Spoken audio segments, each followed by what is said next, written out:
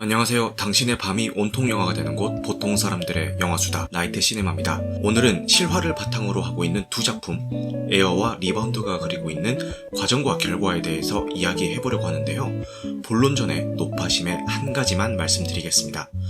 두 영화 모두 실화를 바탕으로 제작된 작품입니다. 앞으로 이야기하게 될 내용은 영화에서 그리고 있는 것들에 대한 것이지 실존 인물이나 단체에 관한 이야기는 아님을 밝혀드립니다. 제가 한국 뮤지컬 영화 영웅을 혹평했다고 해서 안중근 의사가 위대한 인물임을 부정하는 게 아닌 것처럼 말이죠.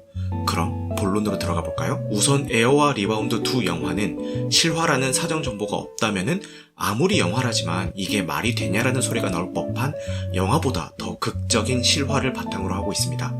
에어에서는 에어조던이라는 브랜드의 성공 신화를 그리고 있고, 리바운드에서는 부산중앙고등학교의 농구부의 2012년 제37회 대한농구협회 장기 전국대회 당시의 기적을 그리고 있죠.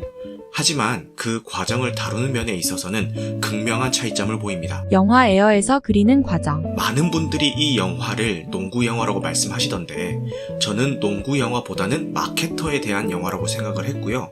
에어조던이라는 신발 브랜드를 어떻게 성공시킬지에 대한 마케팅 과정에 대한 이야기입니다. 당시 다른 선수들에 비해서 상대적으로 빛을 보지 못하고 있던 마이클 조던에게 감 하나로 말이죠. 실제로는 여러 가지 분석과 고민들이 있었겠지만 영화에서는 맷 데이먼이 연기한 소니 바카로라는 인물의 감으로 모든 것이 진행되는 것처럼 묘사됩니다. 그 감 하나를 믿고 이례적인 금액을 투자하는 한편 업계의 관례도 깨버리는 결정을 하기도 하고, 심지어 NBA 규정에 맞지 않는 디자인에 대한 벌금까지 감수하며 일을 진행하는 것으로 나옵니다.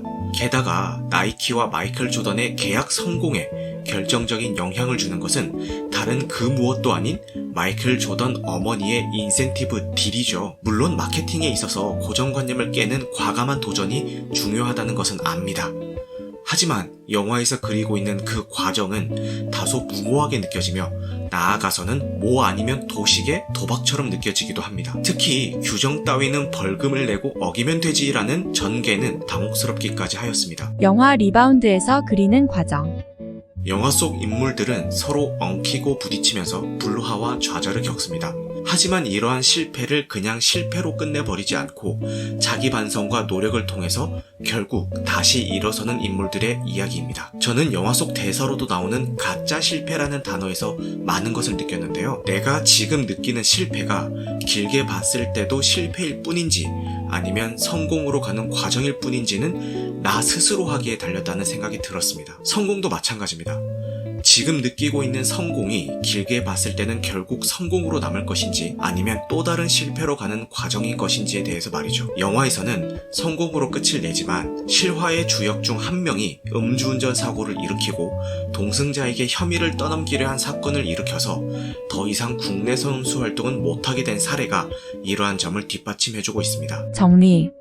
여러분은 과정과 결과 중에서 어떤 것이 더 중요하다고 생각을 하시나요? 과정이 아무리 훌륭하더라도 결과가 좋지 못하다면 의미가 없는 것일까요? 아니면 결과가 좋지 못하더라도 과정이 훌륭했다면 그것만으로도 의미가 있는 것일까요? 여기에 대한 대답은 사람마다의 성장 환경이나 가치관에 따라서 갈릴 수 있을 것 같은데요. 저는 요행으로 얻은 가짜 성공보다는 노력과 최선 끝에 얻은 가짜 실패가 길게 봤을 때는 더 값질 수 있다는 것을 믿는 편입니다. 어쩌다 운이 좋아서 얻어 걸린 성공이 본인 실력으로 일궈낸 것인 줄 착각하고 그 과정을 반복하다가 결국은 본전도 못 잡게 된다는 흔하디 흔한 사례들도 있는 것처럼요. 두 영화를 통해서 여기에 대해서 한 번쯤은 생각할 수 있는 시간을 가져보셨으면 하는 바람입니다. 지금까지의 내용과 다른 생각을 가지고 계신 분이 계신다면 당신 생각이 맞습니다. 정답은 없는 문제니까요. 끝까지 들어주셔서 감사합니다. 영화 같은 밤 되시길 바라겠습니다.